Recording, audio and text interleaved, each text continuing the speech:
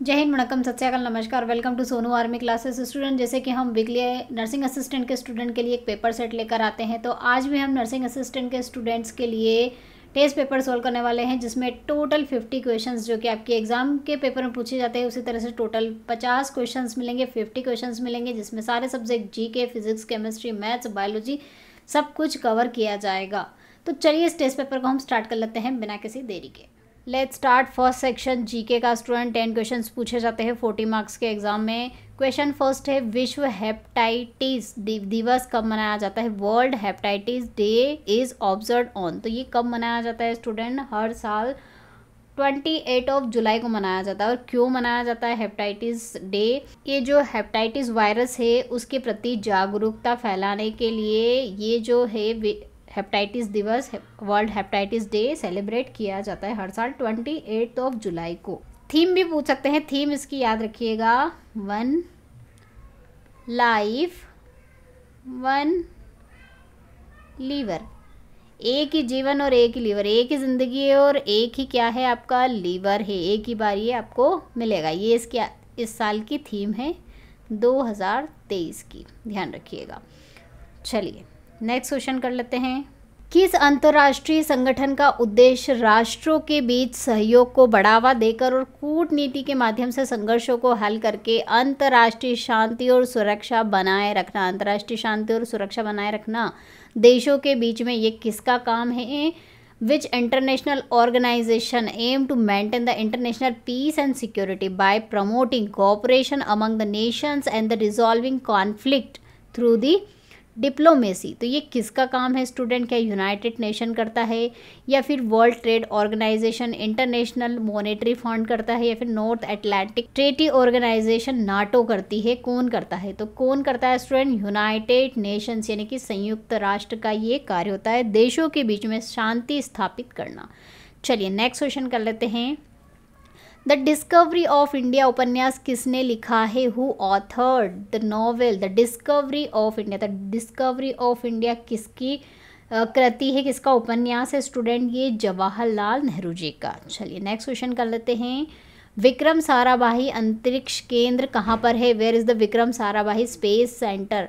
अहमदाबाद, चंडीगढ़, तिरुवनंतपुरम या फिर मोहाली? तो ये स्टूडेंट तिरुवनंतपुरम में स्थित है, जो कि कहाँ पर है? केरला में है, ध्यान रखिएगा। और ये जो इसरो है, इसरो का एक सेंटर है विक्रम साराभाई स्पेस सेंटर, जो कि स्पेस के रॉकेट और व्हीकल से रिलेटेड जितने भी वर्क हैं वो यहाँ पर किए जाते हैं विक्रम साराभाई स्पेस सेंटर में। चलिए नेक्स्ट क्वेश्चन है, चंद्रयान 3 का प्राथमिक उद्देश्य क्या है? What is the primary objective of the Chandrayaan 3? क्या चंद्रमा के वायुमंडल का अध्ययन करना? The study of atmosphere of the moon? चंद्रमा पर स्थायी मानव बस्ती स्थापित करना? Establish a permanent human settlement on the moon? No, this also not. चंद्रमा की सतह पर सॉफ्ट लैंडिंग हासिल करना और वैज्ञानिक जांच करना? Achieve a soft landing on a lunar surface and conduct scientific investigation. क्योंकि चंद्रयान 2 में सेफ लैंडिंग नहीं हो पाई थी, इसलिए चंद्रयान 3 फिर से भेजा गया है। चंद्रमा, तो राइट आंसर क्या हुआ? ऑप्शन सी। नेक्स्ट ऑप्शन देख लेते हैं। चंद्रमा की सतह से नमूने प्राप्त करना और उन्हें पृथ्वी पर वापस लाना? Retrieve samples from the lunar surface and bring them to back. ये तो बात की बात है, लेकिन पहले सेफ लैंडिंग हो जाए। तो प्राइमरी जो फंक्शन है, उद्देश्य है, एम है, वो सेफ लैंडिंग है। चलिए नेक्स्ट क्वेश्चन कर लेते हैं। प्रोफेसर अमर्त्य सेन किस क्षेत्र में प्रसिद्ध हैं? Professor Amartya Sen is famous in which of the following field? Biochemistry, electronics में, या फिर इकोनॉमिक्स यानी कि अर्थशास्त्र, या फिर भूविज्ञान जियोलॉजी? तो किस क्षेत्र में प्रसिद्ध है अमर्त्य सेन? अर्थशास्त्र में फेमस हैं। चलिए नेक्स्ट क्वेश्चन कर लेते हैं। मैगसेसे पुरस्कार जीतने वाले पहले भारतीय थे? The first Indian to win the Magsaysay award was? तो मैगसेसे अवार्ड किसने पहली बार जीता? अवार्ड्स एंड ऑनर हम पढ़ चुके हैं स्टूडेंट। बैच में भी मैंने complete awards and honours national and international complete आपको पढ़ाए हैं। तो मैगसेसे जो अवार्ड है वो जीतने वाले पहले भारतीय कौन थे स्टूडेंट? विनोबा भावे। चलिए नेक्स्ट क्वेश्चन कर लेते हैं। सशस्त्र सीमा बल एसएसबी मुख्य रूप से किस पड़ोसी देश के साथ लगी सीमाओं की रक्षा करता है? द सशस्त्र सीमा बल SSB primary guard the borders with which neighbouring country? Pakistan, China, Bangladesh या फिर नेपाल। तो पाकिस्तान और बांग्लादेश, इन दोनों का जो है, इनके गार्ड्स कौन है, कौन यहाँ पर सुरक्षा प्रदान करता है स्टूडेंट? BSF, ये ध्यान रखना है, बॉर्डर सिक्योरिटी फोर्स। चाइना की अगर हम बात करें तो ITBP, Indo Tibetan border police. Nepal के साथ ही भूटान, इनकी सुरक्षा कौन प्रदान करता है सीमा पर? SSB, सशस्त्र सीमा बल। तो राइट आंसर क्या होगा? Option D. सभी का आपको याद होना चाहिए। चलिए नेक्स्ट क्वेश्चन कर लेते हैं।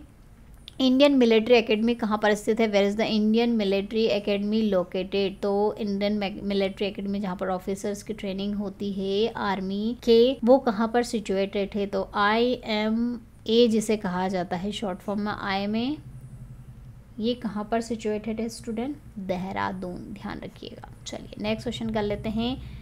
माउंट एवरेस्ट पर पहुंचने वाली प्रथम महिला कौन थी? Who was the first women to reach Mount Everest? तो प्रथम महिला जो थी वो जुंको तबई थी।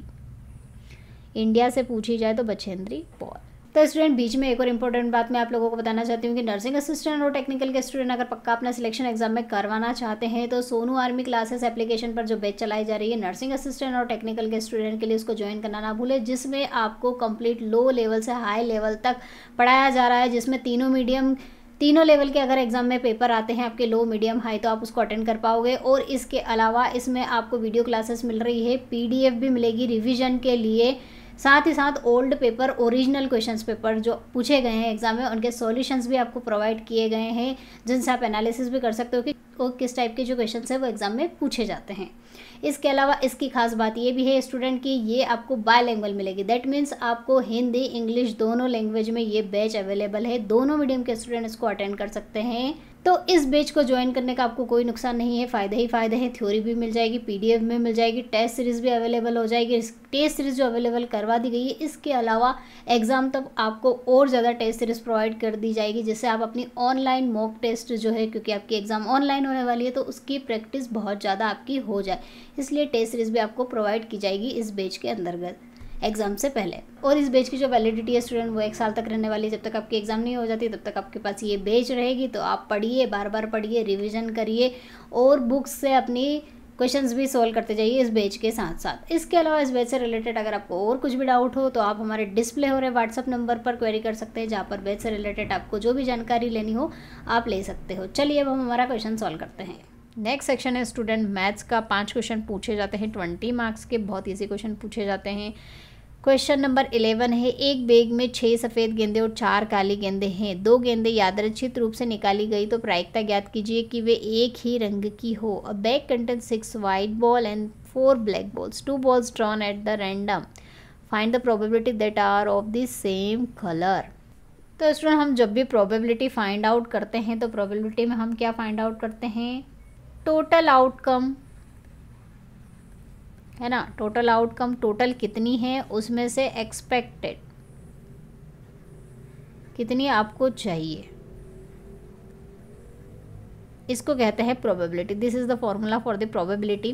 तो यहाँ पर टोटल कैसे निकलेगी? टोटल बोल निकालने के तरीके आपको निकालना पड़ेगा। यहाँ पर कॉम्बिनेशन लगाना पड़ेगा 10C2। अब यहाँ पर 10C2 का फॉर्मूला क्यों अप्लाई किया है? जब आपको सीक्वेंस की बात करी होगी, मतलब जैसे 2 एक जैसे कलर की बॉल एक साथ निकले, मतलब इस तरह से सीक्वेंस की बात करी हो। कुछ भी अगर सीक्वेंस की बात नहीं होती है तब हम नॉर्मल निकालते हैं टोटल, लेकिन यहाँ पर सीक्वेंस की बात हो रही है तो यहाँ पर हम कॉम्बिनेशन का फॉर्मूला है। कॉम्बिनेशन कैसे सॉल्व करते हैं? 10 फैक्टोरियल हो जाएगा, 10 - 2 और 2 फैक्टोरियल, ये फॉर्मूला होता है इसको सॉल्व करने का। इसको हम सिंप्लीफाई कर लेते हैं। 10 × 9 × 8 फैक्टोरियल, इसको माइनस करेंगे तो ये 8 फैक्टोरियल और ये 2 फैक्टोरियल, 2 फैक्टोरियल × 2 × 1 होता है, ठीक है। ये कैंसिल आउट हो जाएगा। 2 × 5 = 10, 5 × 9 = 45। तो टोटल तो 45 हमारे यहाँ पर फाइंड आउट हो गया है। अब ये क्या बोल रहे हैं कि 6 सफ़ेद गेंदे हैं 6 वाइट बॉल से और 4 क्या है ब्लैक बॉल से। तो 6 गेंदों में से 2 गेंद निकालने के तरीके और 4 ब्लैक बॉल में से 2 बॉल निकालने के तरीके पहले हमको निकालने पड़ेंगे। अभी हमने ऐसा क्यों करा है? क्योंकि इन्होंने क्या कहा है कि ऐसी प्रोबेबिलिटी फाइंड आउट करो कि दैट ऑफ सेम कलर की होनी चाहिए। तो सेम कलर की कब हो सकती हैं, या तो वो सफ़ेद होंगी और, या फिर क्या होंगी, काली होंगी, इसलिए और वाला फॉर्मूला हम अप्लाई करेंगे। ये वहाँ पर अप्लाई होता है स्टूडेंट, जैसे यहाँ पर इन्होंने सेम कलर बोला है, तो 6 सफ़ेद हैं, वाइट बॉल्स है, वाइट बॉल्स में से 2 सेम टाइप की बॉल निकालने का तरीके ये कॉम्बिनेशन से निकलेंगे, क्योंकि यहाँ पर सीक्वेंस की बात हो रही है। और लगाएंगे क्योंकि इन्होंने कहा है सेम कलर की, या तो सफ़ेद निकलेंगी या फिर वाइट, इसलिए और लगा दिया। और का मतलब क्या होता है, प्लस होता है। तो इसको हम सिंप्लीफाई कर लेंगे, 6 factorial, 6 minus 2 4 factorial, 2 factorial plus 4 factorial, 4 minus 2 2 factorial और ये 2 फैक्टोरियल। तो इसको जब हम सिंप्लीफाई करेंगे और आगे, तो 6 इंटू 5 इंटू 4 फैक्टोरियल और ये 4 factorial into 2 plus 4 into 3 into 2 factorial into 2 factorial into 2, ये 2 फैक्टोरियल से 2 फैक्टोरियल कैंसिल, 4 फैक्टोरियल से 4 फैक्टोरियल कैंसिल, ये हो जाएगा 2 3 ज़ा 6, 2 2 ज़ा 4, 3 5 ज़ा कितना होगा 15 प्लस 3 2 ज़ा 6, 15 प्लस 6 कितना 21।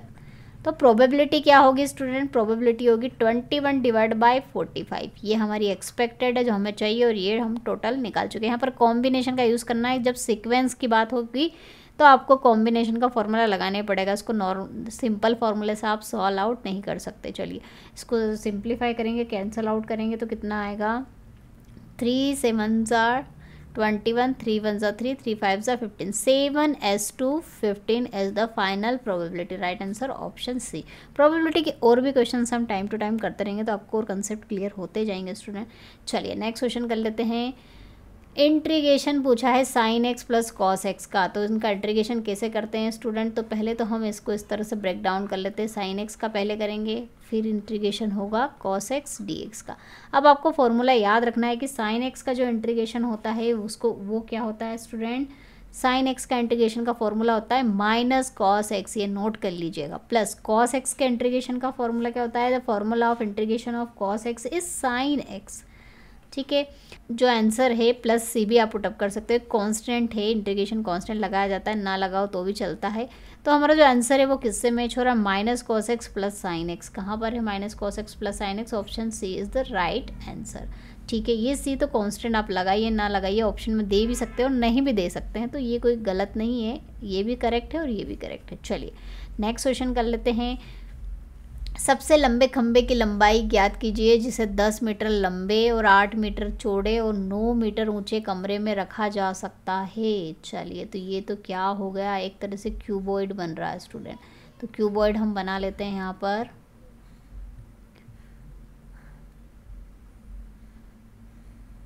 है ना, दिस इज़ क्यूबॉइड। अब ये क्यूबॉइड बना इन्होंने, क्या क्या गिवन है यहाँ पर, length of the pole find out करना। तो लॉन्गेस्ट पोल कहाँ पर आ सकता है, इस तरह से आ सकता है, ये क्या है, सबसे लॉन्गेस्ट पोल है, जहाँ पर आपको क्या दे के रखा है, लेंथ दे के रखी है, this is the length 10 metre, breadth दे के रखी है 8 metre and height is 9 metre. तो स्टूडेंट लर्न कर लीजिए, ये क्यूबॉइड है, what is this, this is cuboid यानी कि घनाभ, और जो घनाभ होता है उसके विकर्ण यानी कि डायगोनल का फॉर्मूला क्या होता है, वो सबसे पहले आप नोट कर लीजिए कॉपी में, अंडर रूट लेंथ का स्क्वायर, ब्रेड्थ का स्क्वायर एंड हाइट का square, this is the formula for the diagonal. अब हमने यहाँ पर डायगोनल का फॉर्मूला क्यों पुटअप किया, क्योंकि इन्होंने क्या पूछा है कि सबसे लंबा खंबा जो इस घनाभ इस क्यूबॉइड में फिट हो सकता है, तो वो डायगोनल ही हो सकता है। सबसे ज़्यादा लेंथ किसकी होगी, डायगोनल की, इसीलिए डायगोनल का फॉर्मूला लगाएंगे, और डायगोनल की जो लेंथ होगी वही किसकी लेंथ होगी, पोल की लेंथ होगी। ठीक है, इसलिए विकर्ण का हमने यहाँ पर फॉर्मूला लगा। अब लेंथ यहाँ पर है 10 square plus 8 square plus 9 square, इसको हम सिंप्लीफाई कर लेते हैं, 164 9 9 ज़ा 81, और इसको सिंप्लीफाई कर लीजिए, 181 प्लस 64 6, ऐसे नहीं करेंगे तो ऐसे कर लेते हैं, 4 + 1 5 0, और ये 10 10 प्लस 18 18 90 20 21 22 20 24, 245 आया। चलिए तो इसको आगे हम सॉल्व कर लेते हैं। तो 245 को जब हम सॉल्व करेंगे तो कितना मिलेगा, किसका मल्टीप्लाई होता है, 5 × 7 × 7 अंडर रूट। अब अंडर रूट से 7 तो बाहर आ जाएगा पेयर करके और 5 रह जाएगा, तो 7 √ 5 इसका क्या आएगा, आंसर आएगा। लेकिन ऑप्शन में यहाँ पर कहीं नहीं दिया है, मिस प्रिंट हो गया। तो एक ऑप्शन आप यहाँ पर ऐड कर लीजिए, 7 √ 5 मीटर। तो राइट आंसर क्या होगा आपका, ऑप्शन ई। चलिए नेक्स्ट क्वेश्चन कर लेते हैं। एक संख्या को दुगना कर दिया जाता है और 9 जोड़ दिया जाता है। चलिए let the number is x, हमने माना संख्या x है। अब इस संख्या को आपको डबल करना है, डबल कर दिया, दुगना कर दिया, द नंबर इज़ डबल्ड, और इसमें 9 ऐड कर दिया, 9 इज़ एडेड, 9 को जोड़ दिया। यदि परिणाम that means this is resultant को आपको क्या करना है, ट्रिपल करना है, तिगुना करना है, ठीक है, ट्रिपल कर दिया तो क्या होगा, इट बिकम्स, तो इसका मान कितना हो जाएगा, इसकी वैल्यू 75 हो जाएगी अगर आप ट्रिपल कर दोगे रिजल्टेंट को। तो ये इक्वेशन इस तरह से बनाने आनी चाहिए। अब इसको सिंप्लीफाई करना और ये जो नंबर x हमने अज्यूम करा है इसको आपको फाइंड आउट करना है। तो इसको सिंप्लीफाई कर लेते हैं हम, 2x 3 से कैंसिल आउट करते हैं, 3 2 6, 3 5 15, 25। ये हो जाएगा 2x + 9 = 25, 2x 9 इधर आके माइनस हो जाएगा, कितना बचेगा 16, 2 से कैंसिल आउट करेंगे, 2 8 16, तो x की वैल्यू कितनी आएगी 8, मतलब जो हमने नंबर एज्यूम करा था स्टूडेंट कितना है वो 8 है। चलिए नेक्स्ट क्वेश्चन है, एक आदमी एक वस्तु को इतने रुपए में खरीदता है और उसे इतने रुपए में बेच देता है, तो उसका लाभ प्रतिशत ज्ञात करना है। A man buys an article for this rupees, तो जो बाय करते हैं स्टूडेंट वो क्या होता है, उसकी कॉस्ट प्राइस होती है, जिस पर किसको आर्टिकल को बाय किया जाता है, खरीदा जाता है। कॉस्ट प्राइस उसे कहते हैं क्रय मूल्य कहा जाता है, ठीक है। तो क्रय मूल्य जो है कॉस्ट प्राइस है वो कितनी दे के रखी है, 27.50, ठीक है। उसके बाद सेलिंग प्राइस, सेल कर दिया कितने में, सेलिंग प्राइस कितनी है, विक्रय मूल्य जिसे कहा जाता है वो कितना गिवन है स्टूडेंट, 28.60 रुपीज़, ठीक है। अब इन्होंने क्या, प्रॉफिट परसेंटेज यानी कि लाभ प्रतिशत, तो लाभ प्रतिशत का फॉर्मूला नोट कर लीजिए स्टूडेंट, क्या होता है, बहुत इजी है। इतने इजी टाइप के क्वेश्चन ही एग्जाम में आपको पूछे जाएंगे, बस फॉर्मूला याद आपको होना चाहिए। तो वो होता है SP - CP / CP × 100, ये होता है प्रॉफिट परसेंटेज यानी कि लाभ प्रतिशत का फॉर्मूला। यहाँ पे SP क्या है, this is the SP selling price, और ये क्या है CP है। वैल्यू पुटअप कर देंगे तो प्रॉफिट परसेंटेज लाभ प्रतिशत आ जाएगा, कितना है 28.60 - 27.50 डिवाइड बाय 27.50 मल्टीप्लाई बाय 100। इसमें से इसको माइनस करेंगे तो कितना मिलेगा 1.10 डिवाइड बाय 27.50 इंटू 100। चलिए हम ये जो जितने भी डॉट है वो हटा लेते हैं, यहाँ का डॉट हटाएंगे सबसे पहले, तो ये हो जाएगा कितना, ये डॉट हटाया 110, इसका हम डिवाइड में 100 लिखेंगे क्योंकि इसके पीछे 2 नंबर है, 2750, इसके पीछे भी 2 नंबर है तो यहाँ पर 100, और ऑलरेडी एक 100 तो था ही।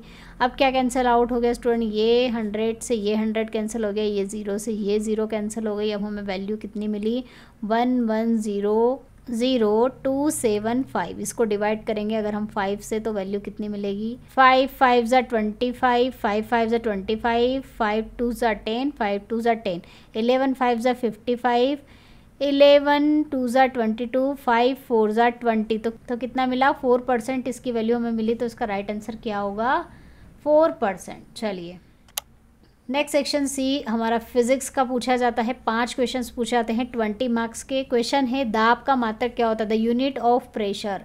तो किसी की भी यूनिट अगर पूछी जाए तो सबसे पहले उसका फॉर्मूला पता होना चाहिए। तो प्रेशर यानी कि दाब, इसका फॉर्मूला क्या होता है, force upon area, particular area में लगाया गया फोर्स उसे क्या कहते हैं, दाब कहते हैं। तो फोर्स की यूनिट क्या होती है न्यूटन, और एरिया जो है मीटर स्क्वायर, स्क्वायर में यूनिट होती है एरिया की, तो मीटर ऐसा यूनिट है तो मीटर स्क्वायर, न्यूटन पर मीटर स्क्वायर दिया हो अगर क्वेश्चन में तो वो बिल्कुल करेक्ट होगा। तो राइट आंसर क्या होगा, ऑप्शन डी। चलिए नेक्स्ट क्वेश्चन कर लेते हैं, पानी के नीचे रखी वस्तु ऊपर उठी हुई क्यों दिखाई देती है, why does object place under water appear to be rise. तो आप पानी के अंदर अगर कोई सी भी वस्तु को रखोगे, जैसे कि मैंने छड़ रखी, दंड रखी, एक पोल रख दिया तो ये जस्ट थोड़ा सा इस तरह से उठाया हुआ दिखाई देगा, उसकी ओरिजिनल पोजीशन पर नहीं दिखेगा, हमें थोड़ा सा ऊपर दिखाई देगा। तो ये क्यों होता है?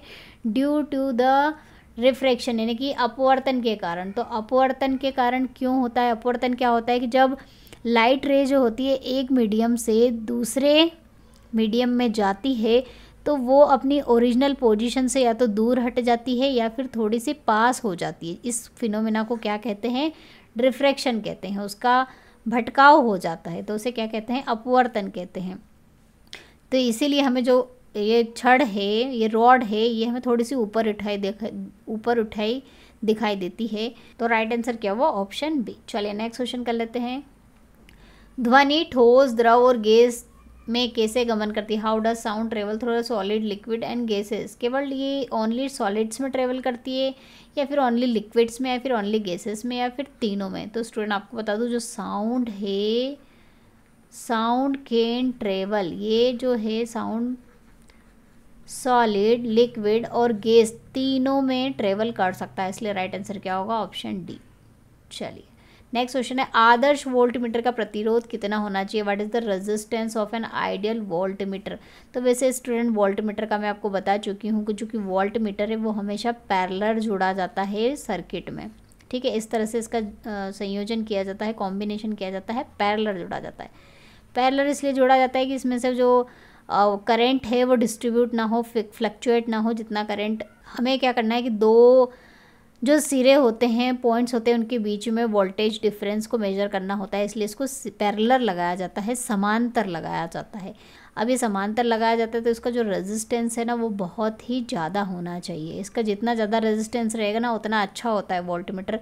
तो इन्होंने पूछा है आदर्श वोल्टमीटर, तो आदर्श वोल्टमीटर का जो रेजिस्टेंस है वो इनफाइनाइट ही होना चाहिए, बहुत ज़्यादा, दैट मीन्स इनफाइनाइट। तो इसको याद रखने का तरीका यही है, ज़्यादा होना चाहिए ताकि ये करंट को ज़्यादा से ज़्यादा यहाँ पर जो डिफरेंस है, वोल्टेज डिफरेंस, वो आपको बता सके। चलिए नेक्स्ट क्वेश्चन है, फ़ारेनहाइट पैमाने में 50 डिग्री सेल्सियस का मान कितना होता है? The value of 50 degree Celsius in Fahrenheit scale is.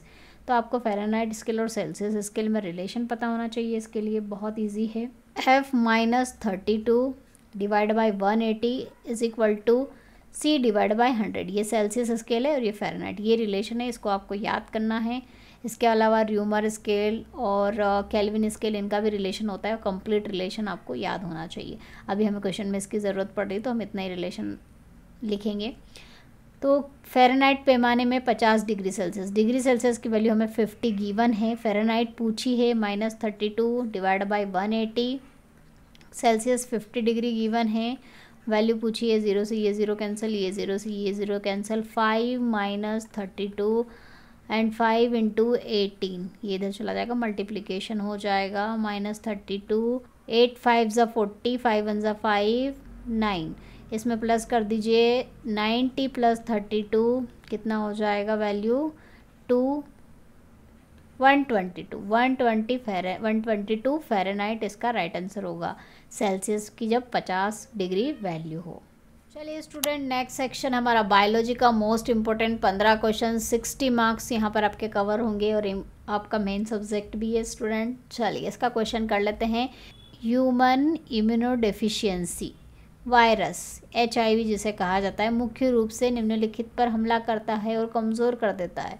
तो ये जो HIV वायरस है स्टूडेंट प्राइमरली किसको अटैक करता है और वीकेंड कर देता है? क्या रेस्पिरेटरी सिस्टम को वीक कर देता है, नर्वस, इम्यून सिस्टम या फिर डाइजेस्टिव सिस्टम, पाचन तंत्र को? तो किसको? प्रतिरक्षा प्रणाली, हमारी इम्यून सिस्टम है जो मेन है हमारी बॉडी का, उसी को ही वीक कर देता है। चलिए नेक्स्ट क्वेश्चन है, कौन सा जटिल कार्बोहाइड्रेट पौधों में पाया जाता है और ऊर्जा के भंडारण के रूप में कार्य करता है? Which complex carbohydrate is found in plant and serve as a storage form of energy?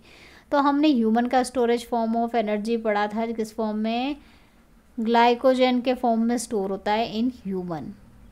लेकिन प्लांट में किस फॉर्म में स्टोर होता है एनर्जी? तो स्टूडेंट आप ध्यान रखिएगा, स्टार्च के फॉर्म में प्लांट में स्टोर होता है, ह्यूमन में ग्लाइकोजन, ग्लूकोज जो है ग्लाइकोजन के फॉर्म में स्टोर होता है एज अ एनर्जी। तो क्या राइट आंसर क्या होगा? स्टार्च। चलिए नेक्स्ट क्वेश्चन कर लेते हैं। फूल में बाह्य दलों का मुख्य कार्य क्या होता है? What is the main function of sepals in the flowers. तो आपने फ्लावर्स इस तरह से देखे होंगे, मान लीजिए फ्लावर्स है और उसमें इस तरह से जो है सेपल्स लगे होते हैं, पत्तियों के नीचे लगे होते हैं सबसे लास्ट में ग्रीन कलर के। तो ये जो हैं सेपल्स यानी कि बाह्य दल, इनका क्या काम होता है? तो ये क्या परफॉर्म करते हैं स्टूडेंट? के ये अट्रैक्ट पॉलिनेटर्स को अट्रैक्ट करते हैं, परागकणों को आकर्षित करते हैं, protect the developing flower bird को, फूल की कली को सुरक्षा प्रदान करते हैं, बर्ड्स को, या फिर नेक्टर को प्रोड्यूस करते हैं, फिर पोलन प्रोड्यूस करते हैं, मधुरस का निर्माण करते हैं, पराग का निर्माण करते हैं। तो स्टूडेंट इनका काम होता है प्रोटेक्शन का। ये क्या करते हैं? सहारा प्रदान करते हैं, सुरक्षा प्रदान करते हैं, किसको? फूलों की कलियों को और फूलों को। तो राइट आंसर होगा ऑप्शन बी। चलिए नेक्स्ट क्वेश्चन कर लेते हैं। छुई मुई टच मी नॉट पौधे का वैज्ञानिक नाम क्या है? What is the scientific name of mimosa plant? Obviously mimosa तो इन्होंने बता ही दिया है, छुई मुई का टच मी नॉट प्लांट भी दे सकते हैं वो। तो मिमोसा तो है, बट विच मिमोसा? क्या पुडिका, लोकोसेंसिस, या फिर टाउनसेंडी, या फिर वेरुकोसा? तो क्या राइट आंसर होगा इसका? Pudica. Mimosa pudica as the scientific name of touch me not छुई मुई के पौधे का नाम है। चलिए नेक्स्ट क्वेश्चन कर लेते हैं। निम्नलिखित में से कौन सा कुनेन का एक स्रोत है? Which of the following is the source of कुनेन?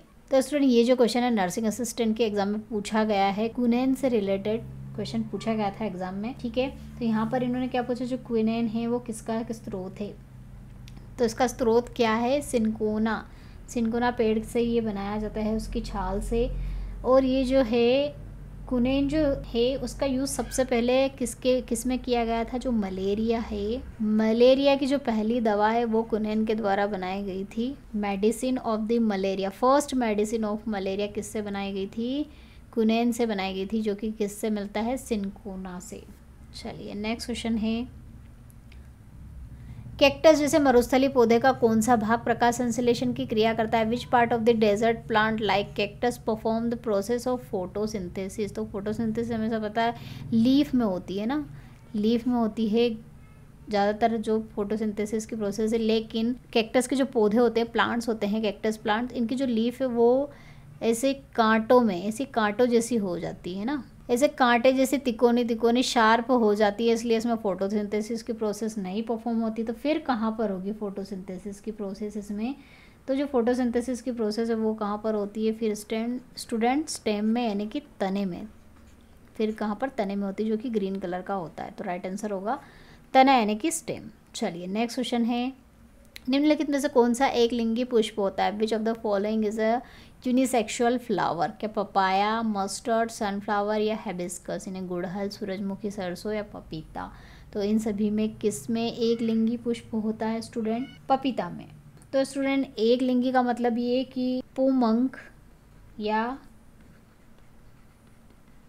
जायांग, दोनों में से कोई सा एक जो है वो प्रेजेंट होता है, दोनों प्रेजेंट नहीं होते हैं, इसलिए इसको यूनिसेक्सुअल फ्लावर कहा जाता है। राइट आंसर होगा ऑप्शन ए। चलिए नेक्स्ट क्वेश्चन है। निम्नलिखित में से कौन मोनेरा समूह से संबंधित नहीं है? मोनेरा से, निम्नलिखित में से कौन मोनेरा समूह से संबंधित नहीं है? Which of the following does not belong to the group Monera bacteria?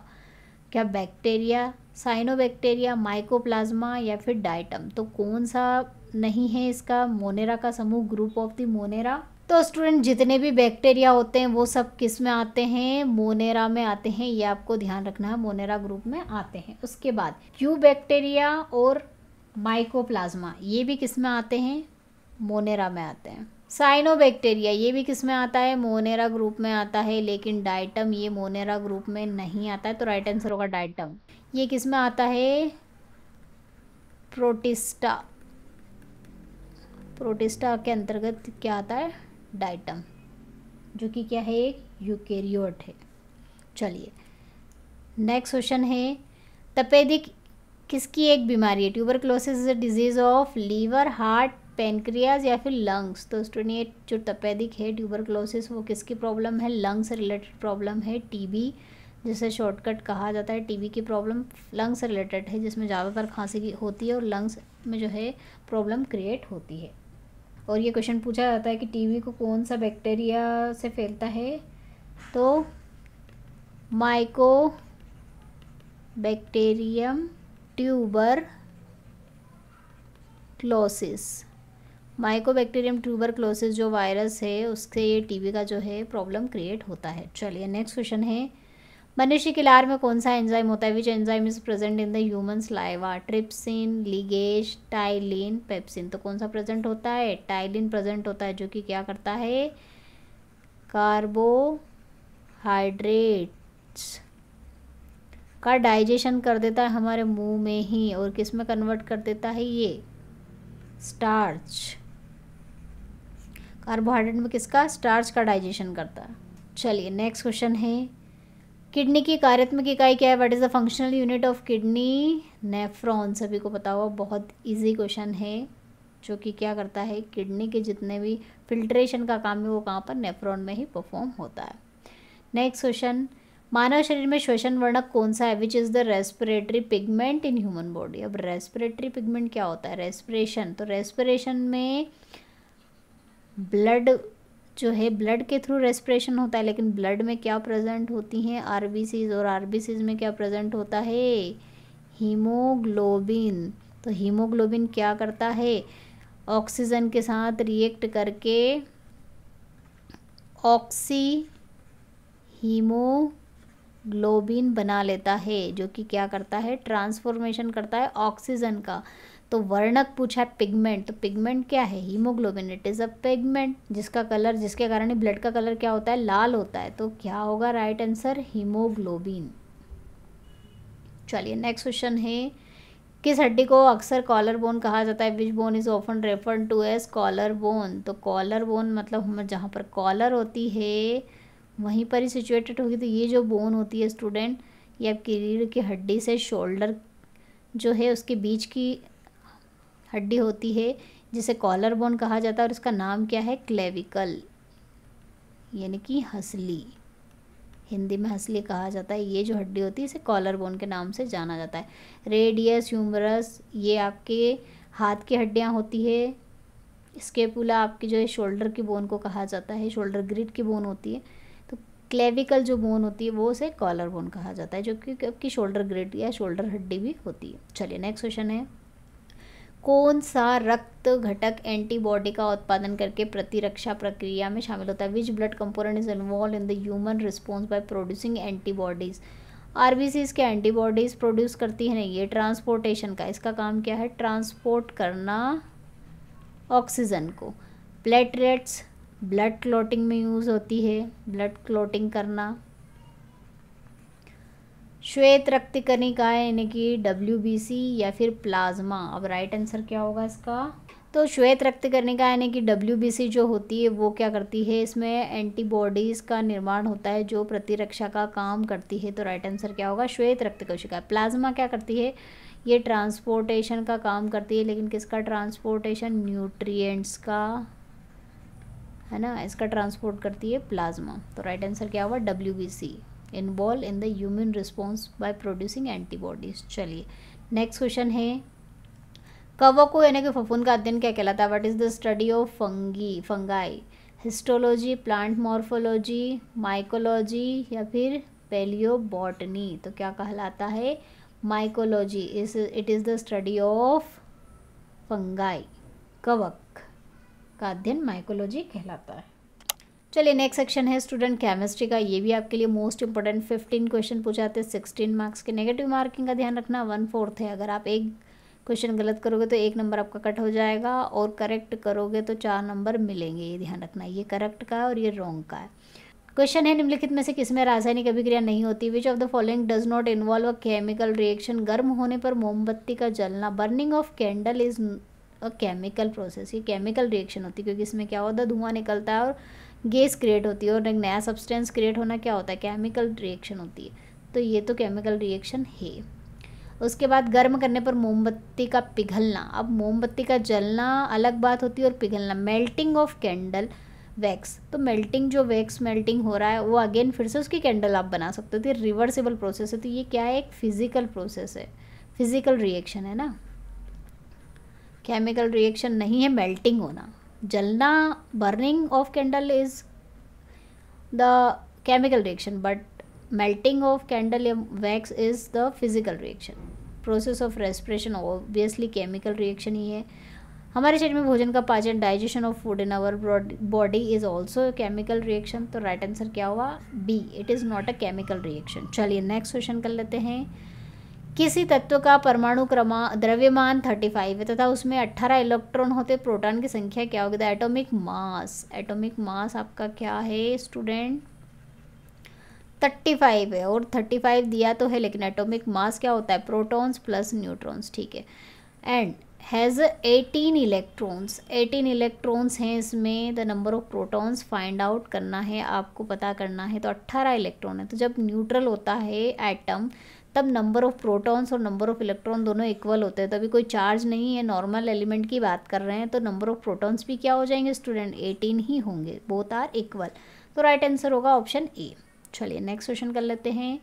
वे कार्बनिक यौगिक जो एक दूसरे के साथ समावयवी होते हैं क्या कहलाते हैं? कौन से हैं इसमें से? The organic compounds which are isomeric with one another are. पहले तो मैं आपको आइसोमर्स क्या होते हैं वो बता देती हूँ। समावयवी, तो आइसोमर्स वो होते हैं जिनके फॉर्मूलाज क्या होते हैं? सेम होते हैं, सूत्र एक जैसे होते हैं, बट डिफरेंट स्ट्रक्चर, इनका आकृति अलग अलग होती है और फॉर्मूले सेम होते हैं, उन्हें कहा जाता है आइसोमर्स यानी समावयवी। तो एल्कोहल और एल्डिहाइड बिल्कुल अलग अलग फंक्शनल ग्रुप जुड़े होते हैं, इनके कोई फॉर्मूले सेम नहीं है। इसमें OH होता है, एल्डिहाइड में OH नहीं होता है, तो ये नहीं होगा। एल्डिहाइड और कार्बोक्सिलिक एसिड में भी ग्रुप्स डिफरेंट है, तो ये भी नहीं होगा। कीटोन्स एंड एल्डिहाइड या फिर एल्कोहल्स और कीटोन्स, ये भी नहीं। कीटोन्स और एल्डिहाइड दोनों के जो फंक्शनल ग्रुप है फॉर्मूले सेम होते हैं। फॉर्मूले क्या हो इनके? RC। तो स्टूडेंट इनके मैं आपको स्ट्रक्चर बता देती हूँ। स्ट्रक्चर कैसे होंगे? जैसे कार्बोक्सिलिक ग्रुप इनमें जुड़ा होता है, दोनों में सेम ही होता है। कीटोन और एल्डिहाइड दोनों में कार्बोक्सिलिक ग्रुप ही जुड़ा होता है। कौन सा ग्रुप? कार्बोक्साइल ग्रुप दोनों में जुड़ा होता है, सेम फॉर्मूले होते हैं। अब स्ट्रक्चर इनका देख लीजिए डिफरेंट किस तरह से होगा। RC डबल बॉन्ड OH, ये किसका है? एल्डिहाइड है, दिस इज एल्डिहाइड। और कीटोन का भी आपको बता देती हूँ, उसका स्ट्रक्चर किस तरह से होता है? RC double bond R2। अब यहाँ पर एक ही जो है फंक्शनल ग्रुप आपका जो है ये एंड में जुड़ा होता है। ये एल्डिहाइड में क्या होता है कि जो कार्बोक्सिल ग्रुप है वो आपका एंड में जुड़ा होगा, कॉर्नर में ही मिलेगा आपको हमेशा, ऑलवेज। और कीटोन्स में क्या होता है? बीच में मिलता है। आप स्ट्रक्चर देखोगे कीटोन्स का तो उसमें हमेशा ये जो कार्बोक्साइल ग्रुप है हमेशा आपको मिडल में ही, बीच में ही मिलेगा, एजेस पर, किनारों पर नहीं मिलेगा। तो ये इनके स्ट्रक्चर क्या होते हैं? डिफरेंट होते हैं, जुड़ने का तरीका डिफरेंट होता है। बाकी फॉर्मूले दोनों के सेम है, दोनों में COOH ग्रुप होता है, तो इसलिए इन्हें क्या कहते हैं? आइसोमर्स कहते हैं। तो राइट आंसर क्या होगा? Option C। चलिए नेक्स्ट क्वेश्चन कर लेते हैं। H2 अणु की आकृति, the shape of H2O molecule is linear होगा। तो H2O मतलब इसमें एक ऑक्सीजन और 2 क्या होते हैं? हाइड्रोजन जुड़े होते हैं, ठीक है। तो ये तो ऐसे V शेप में भी जुड़ा हो सकता है या फिर ऐसा भी जुड़ा हो सकता है। तो लीनियर माने इसका या V शेप माने, तो या फिर ट्रायंगुलर प्लेनर माने, तो ट्रायंगल टाइप भी दिख रहा है। तो तीनों में से क्या होगा? इसका स्ट्रक्चर क्या होता है? ध्यान रखिए, पूछा गया है एग्जाम में, जब टफ पेपर आया था ना तब ये क्वेश्चन पूछा गया। तो इसका जो शेप होता है स्टूडेंट V शेप होता है, या फिर इसे बेंड शेप भी कहते हैं, मुड़ी हुई आकृति भी कहते हैं, या फिर V शेप। तो इसका राइट आंसर क्या होगा? ये V आकार का। चलिए नेक्स्ट क्वेश्चन है। किसी पदार्थ का गैसीय अवस्था से द्रव अवस्था में परिवर्तित हुए बिना सीधे ठोस अवस्था में परिवर्तन क्या कहलाता है? The change of substance from gaseous state to the solid directly without converting liquid. मतलब ये नॉर्मल जो प्रोसेस होती है उसमें गैस लिक्विड में कन्वर्ट होता है, उसके बाद लिक्विड किस में? सॉलिड में कन्वर्ट होता है। ये होती है नॉर्मल कन्वर्जन, है ना, ये नॉर्मल प्रोसेस होती है। लेकिन डायरेक्टली सॉलिड में without converting in liquid state, अब इसको आप सब्लिमेशन मत कर देना, सब्लिमेशन भी इस तरह से ही होता है, थोड़ा डिफरेंट होता है, लेकिन ये गैस से सॉलिड में कन्वर्जन। सब्लिमेशन में क्या होता है? सॉलिड टू गैस कन्वर्जन होता है, solid to directly gas conversion without converting in liquid, ये सब्लिमेशन होता है, ठीक है। तो इसको क्या कहते हैं? क्या कंडेंसेशन? तो कंडेंसेशन में क्या होता है?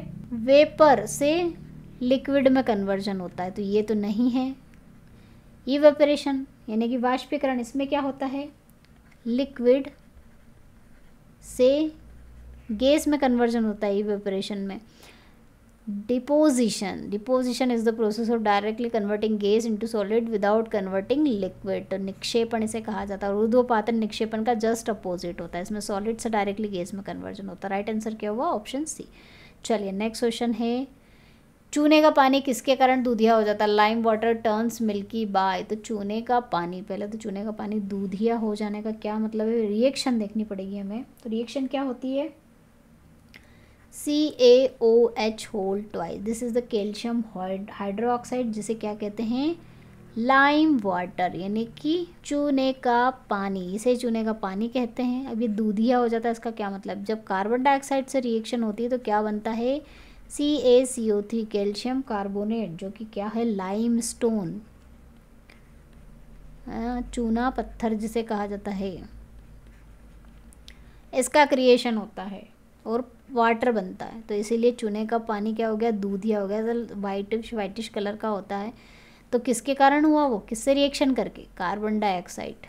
तो राइट आंसर होगा ऑप्शन बी। चलिए नेक्स्ट क्वेश्चन है, निम्नलिखित में से कौन सी धातु मुक्त अवस्था में पाई जाती है? Which of the following metals is found in free state. तो स्टूडेंट फ्री स्टेट में कौन सी मेटल पाई जाती है जो बहुत कम रिएक्टिव हो? तो सबसे कम रिएक्टिव मेटल्स कौन कौन सी होती है? गोल्ड, सिल्वर,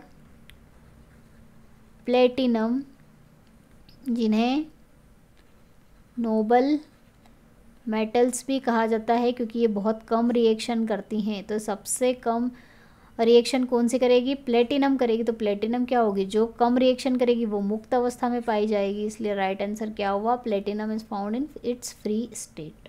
चलिए नेक्स्ट क्वेश्चन कर लेते हैं स्टूडेंट, किस प्रकार का उर्वरक विघटित पौधे और पशु पदार्थ से प्राप्त होता है? Which type of fertiliser derive from decomposed plant and animal matter. तो क्या कौन सा बनता है? कंपोस्ट खाद बनता है। बहुत इजी है। चलिए नेक्स्ट क्वेश्चन है जो कि नेचुरल खाद भी है। चलिए नेक्स्ट क्वेश्चन कर लेते हैं, किस प्रकार के रासायनिक बंध में एक परमाणु से दूसरे परमाणु में इलेक्ट्रॉनों का स्थानांतरण शामिल होता है? What type of chemical bonds involve the transfer of electron from one atom to another atom. तो आयनिक बॉन्ड जो होते हैं स्टूडेंट, इसमें क्या होते हैं? इलेक्ट्रॉन्स का क्या होता है? ट्रांसफॉर्मेशन होता है, ट्रांसफ़र होते हैं, स्थानांतरित होते हैं इलेक्ट्रॉन, किसमें? आयनिक बंध में। तो राइट आंसर हुआ हमारा ऑप्शन है। इसके बाद कोवेलेंट बॉन्ड में क्या होती है? कोवेलेंट बॉन्ड में शेयरिंग होती है इलेक्ट्रॉनों की, है ना। इसमें पेयरिंग को शेयर करते हैं, sharing of the electron pairs, या फिर इलेक्ट्रॉन्स जो होते हैं इसमें शेयर होते हैं, ट्रांसफ़र नहीं होते। मेटेलिक बॉन्ड में क्या होता है? मेटेलिक बॉन्ड किस टाइप का बॉन्ड होता है? तो जो मेटल में एटम्स होते हैं, एटम्स में अट्रैक्शन फोर्स होता है, आकर्षण बल होता है एटम्स के बीच में, उसे कहा जाए, उससे क्रिएट होता है मेटेलिक बॉन्ड। तो इसमें जो है इलेक्ट्रॉन्स का ट्रांसफ़र नहीं हो रहा है। हाइड्रोजन बॉन्ड में कोवेलेंट प्लस अट्रैक्शन का जो फोर्स है एटम के बीच में, वो दोनों प्रेजेंट होते हैं। तो आयंस में क्या होता है? इलेक्ट्रॉन का ट्रांसफ़र किस में होता है? आयनिक बंध में। तो राइट आंसर हुआ ऑप्शन ए। परमाणु के नाभिक में कौन से अपरमाणिक कण पाए जाते हैं? Which sub atomic particles are found in the nucleus of the atom. तो एटम के न्यूक्लियस में क्या होता है?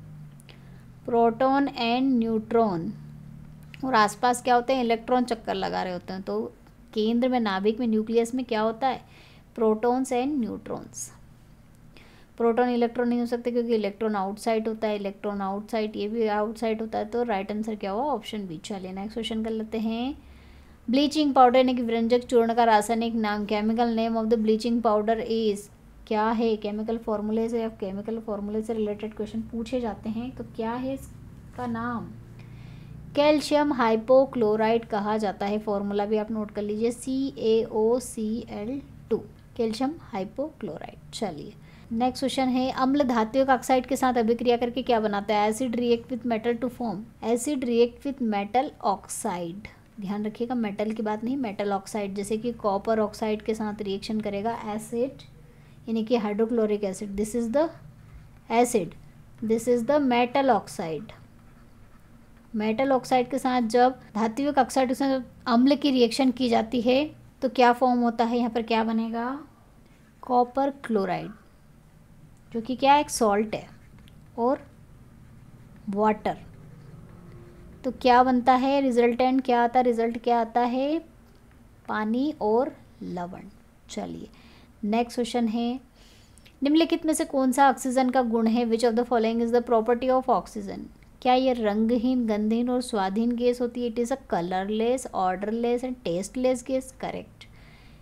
इट इज़ अ पैरामैग्नेटिक, इसमें एक अनुचुंबकीय प्रॉपर्टी होती है, ये भी करेक्ट है। ऑक्सीजन अज्वलनशील होती है, ये खुद अज्वलनशील होती है। It is non flammable itself, but ये बर्निंग में हेल्प करती है, मतलब जलने में सहायक होती है पर अज्वलनशील होती है। इसके बिना जलना पॉसिबल नहीं है, दहन की क्रिया नहीं होती है, बट खुद अज्वलनशील होती है, तो ये भी करेक्ट है। तो राइट आंसर क्या हुआ? उपरोक्त सभी, all of the about. These are the property of the oxygen you have to learn. Oxygen की प्रॉपर्टी पूछी जा सकती है, प्रॉपर्टी से रिलेटेड क्वेश्चन एग्जाम में पूछे जाते हैं। चलिए नेक्स्ट क्वेश्चन कर लेते हैं। किस प्रकार की प्रतिक्रिया में पानी मिलाने से किसी यौगिक का सरल पदार्थों में टूटना शामिल होता है? What type of reaction involves the breaking down of a component of a compound into simpler substances by the addition of water? तो जब सब्सटेंस में वाटर ऐड किया जाता है स्टूडेंट, तो ये क्या करता है, यहाँ पर डीकम्पोजिशन हो जाता है, टूट जाता है। पानी में कोई सी भी चीज़ मिलाते हैं तो ब्रेक डाउन हो जाता है। जैसे कि NaCl की बात करें तो NaCl को जब पानी में ऐड किया जाता है, पानी में मिलाया जाता है, तो किस में ब्रेक डाउन हो जाएगा? सोडियम और क्लोरीन में ब्रेक डाउन हो जाता है। तो ये जो प्रोसेस होती है इसे क्या कहा जाता है? डीकम्पोजिशन भी बोल सकते हैं, या फिर डीकम्पोजिशन तो यहाँ पर है नहीं, तो इसे हाइड्रोलिसिस भी कहा जाता है। पानी में जाने पर टूट जाना, आयंस में ब्रेक डाउन हो जाना हाइड्रोलिसिस कहलाता है। चलिए नेक्स्ट क्वेश्चन है, कार्बन डाइऑक्साइड में कार्बन और ऑक्सीजन के अनुपात बताना है आपको। In carbon dioxide, carbon and oxygen present in the ratio by mass. तो कार्बन डाइऑक्साइड हम यहाँ पर लिख लेते हैं। कार्बन का जो है फॉर्मूला नंबर है, एटॉमिक नंबर, एटॉमिक मास, वो कितना होता है? 12। और ऑक्सीजन का कितना होता है स्टूडेंट? 16, लेकिन यहाँ पर 2 है, तो ये रेशो यहाँ पर आ जाएगा कार्बन और ऑक्सीजन का रेशो। पहले कार्बन पूछा है, बाद में ऑक्सीजन, इनका रेशो पूछा है, निकल आएगा।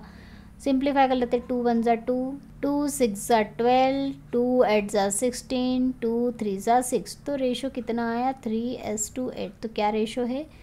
3:8 का अनुपात आया कार्बन और ऑक्सीजन का इन द कार्बन डाइऑक्साइड। तो स्टूडेंट ये था हमारा नर्सिंग असिस्टेंट का कंप्लीट टेस्ट पेपर, जिसमें हमने 50 क्वेश्चंस एनालिसिस के साथ डिस्कस किए। आई होप वीडियो आपको पसंद आया हो तो लाइक करना ना भूले, ज़्यादा से ज़्यादा वीडियो को फ्रेंड्स लोगों में शेयर करें ताकि वो भी नर्सिंग असिस्टेंट की क्लास का बेनिफिट ले सके। तो मिलते हैं नेक्स्ट क्लास में, तब तक के लिए जय हिंद, जय भारत, वंदे मातरम।